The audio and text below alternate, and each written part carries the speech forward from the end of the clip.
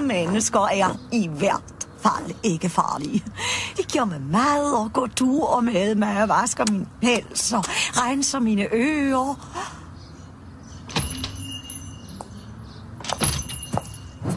Så, lille Sabina, nu skal vi hjem.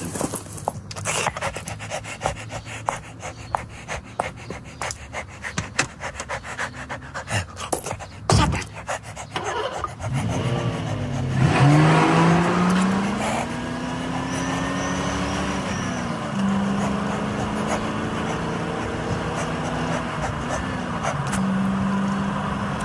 Hvorfor gemmer du dig? Sidste gang jeg var ude at køre, der endte jeg i et bur.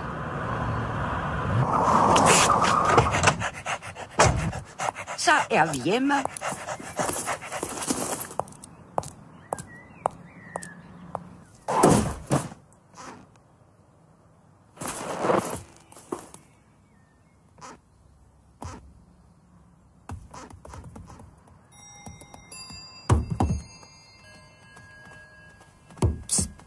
Jeg er heroppe.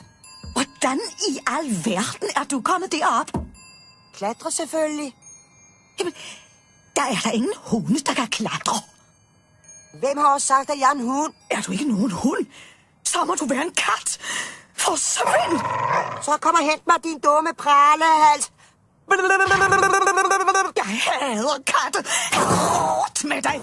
Selv jeg råd. Grib. Og denne her. Og så den grimme. Sabina, slemme hund. Jamen, hvad er det dog, du har lavet? Ud i haven med dig. Fy, skam dig.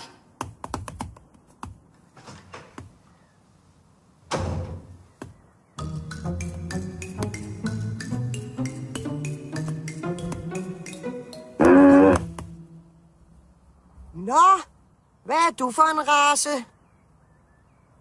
Kan du ikke svare?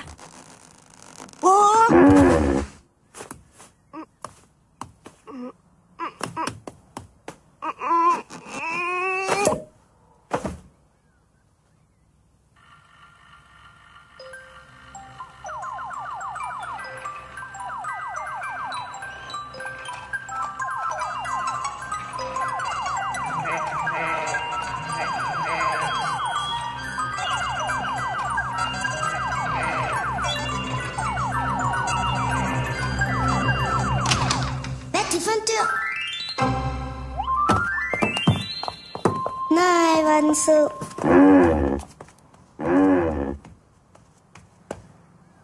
Lad os give den noget mad. Værsgo, lille ven.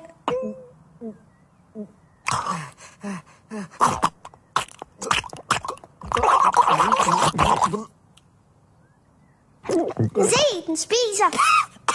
Jubi, den er blevet helt tam. Vi giver den noget dukketøj på.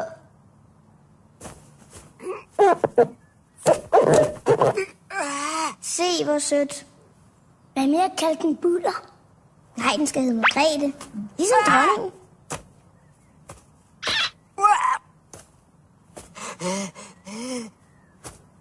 Nu skal du sove.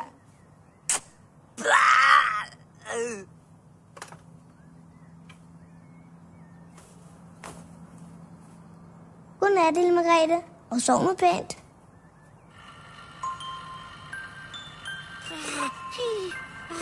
Se, hun sover. Tror du, vi får lov til at beholde den? Vi beholder den bare hemmeligt. Kom, vi går ind i stuen, så vi ikke vækker den.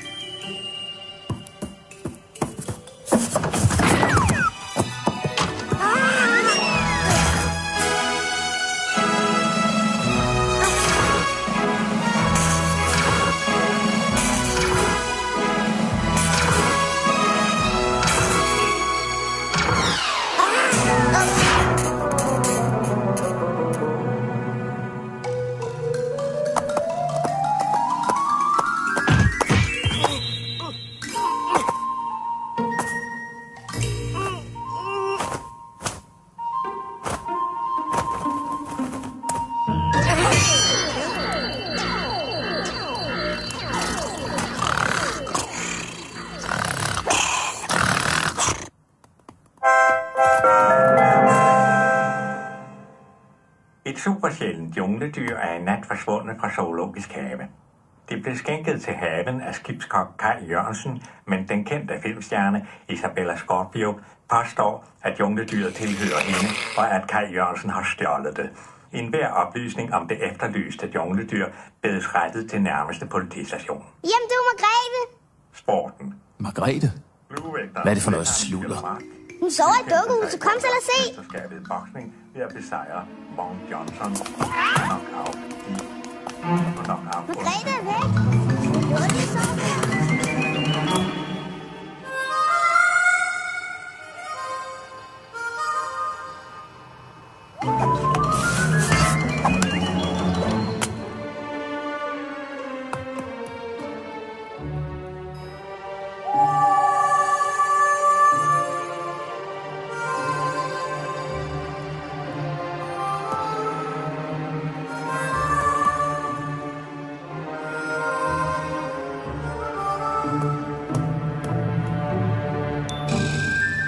Junglen!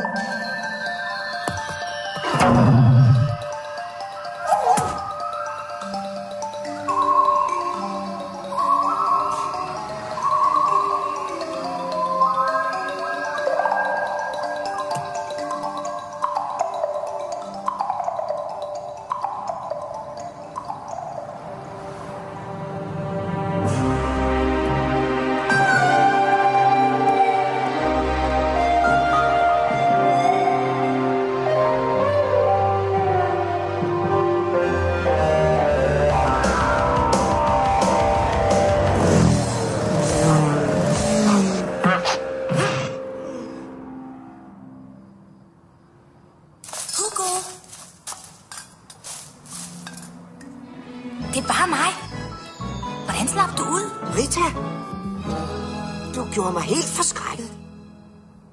Jamen, hvordan slap du ud af buret? Der kom nogen for at fange mig, og så smuttede jeg fra dem. Jamen, du var jo allerede fanget. De er efter mig alle sammen. Det ved jeg ikke hvorfor. Jeg er smadret sulten. Har du noget mad? Nej, men der er garanteret noget lækkert i denne her skraldebøtte. Jeg kan bare ikke få den op. Lad mig prøve.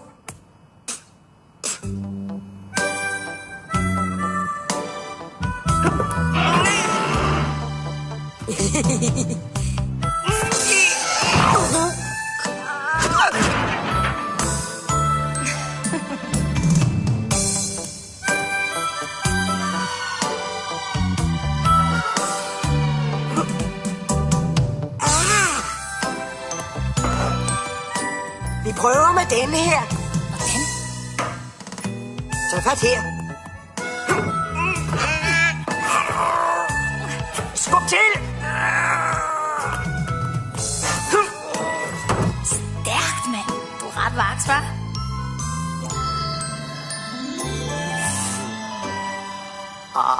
Værsgo. Osteskorper. Wow! Og et stykke spegepølse. Og se her, mand. Et pære, som næsten ikke er røget. Det er din stil, ikke? Hvor den stinker. Hold kæft, hvor er du kræsen, mand. Tror du, maden hænger på træerne? Det gør den derhjemme i junglen. Hvor er der mad, der ikke er råden? Jeg kender et sted, men der er masser af vilde katte. De slår sig ihjel, hvis de ser os. Hvorfor det? Fordi voksne ræve æder katte. Gør din mor også det? Selvfølgelig. Mor er død, skrab, er du ved det. Hvor store er katte? Sådan cirka som os. Måske lidt større. Så er jeg da ikke bange for dem. Lad os gå derhen. Jeg kan da godt vise dig stedet. Men hvis kattene er der, skal jeg ikke nyde noget. Kom.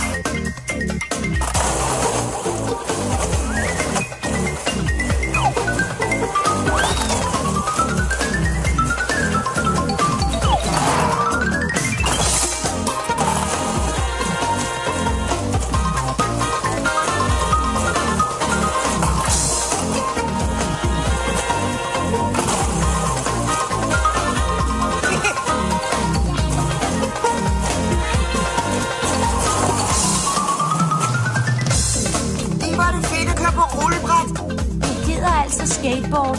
Okay, så siger det det. Vi suser gennem byen på det superskønne skateboard. Se os, jubilæe. Vi giver hinanden et knus på det superskønne skateboard. Se os, jubilæe. Vi laver fed sving på det superskønne skateboard. Se os, jubilæe. Vi kan en masse ting på det superskønne skateboard. Se os, jubilæe. Hugo og Rita laver fis og ballade. Drøner afsted i den neonlyse gade. Hey, pas på, der kommer en bil. Så drejer vi om hjørnet i overlægger stil på det super duper skæppe skateboard. Og på det super duper skæppe skateboard. På det super duper skæppe skateboard.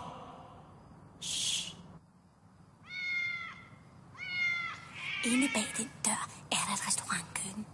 Opvaskeren smider madrester ud til kattene. Han er skruebarmerne tosset.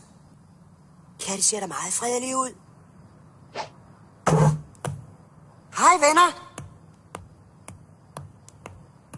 Hvem er du? Jeg hedder Hugo. Der lugter ellers godt inden fra kabysen, hva'? Hvad mener du med kabysen? Det ord kender jeg ikke. Den fremmede må være sømand. Kabysen er køkkenet på et skib. Har du sejlet som skibskatmarker? Nej, jeg sejlede bare med. Arbejdede du slet ikke ombord? Nej, vi dyr arbejder der ikke. Skibskatte gør. Det gjorde jeg i hvert fald, da jeg sejlede. Jamen, hvad gjorde du så? Jeg fangede skibsrotter selvfølgelig. Knækkede halsen på dem. De skibsrotter, jeg har mødt, var der flinke. Sig mig en gang, lille ven. Var det rigtigt, at jeg hørte dig sige, at rotter er flinke? Hørte I det, venner? Ja, vi hørte det godt. Det skal du ikke slippe godt fra. Dit lille, lede krapyl. Stop lige et øjeblik og hør efter, venner. I har fuldstændig misforstået mig. Når jeg sagde, at rotter er ret flinke, så er det selvfølgelig, fordi de er dødsens hamrende bange for mig. Jeg kan få dem til at gøre alt. For eksempel at samle mad til mig. Det er da meget smartere, end at slå dem ihjel. Ikke? Kan I ikke se det? Hvis jeg vil have en rotte slået ihjel, så siger jeg det bare til den. Så gør den det helt af sig selv. Er bare skræk. Du er fuld af løgn. Skal vi væde? Hvis det ikke passer, så kan I jo bare slå mig ihjel bagefter. Altså, hvis jeg har lyst. Hvordan vil du bevise det? Det er da meget nemt. Jeg siger bare min særlige rotte-kommanderer-lyd. Og så kommer rotterne frem. Og så siger jeg til en af dem, at den skal slå sig selv ihjel. Og så gør den det.